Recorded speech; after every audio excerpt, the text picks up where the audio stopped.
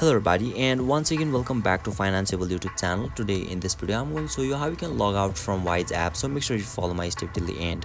First thing first, I assume that you have already downloaded the Wise app and already logged in, and now right after that, once you open it, you will be able to see the interface or dashboard of the Wise apps on in the screen, where you can see your profile picture at the top left corner of this dashboard.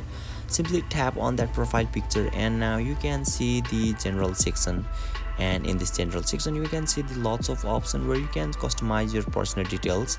You can also change the settings of your Wise application. You can also download your statement and reports, and just down below it you can see the logout option. So once you tap on it, you will be able to log out from Wise app successfully.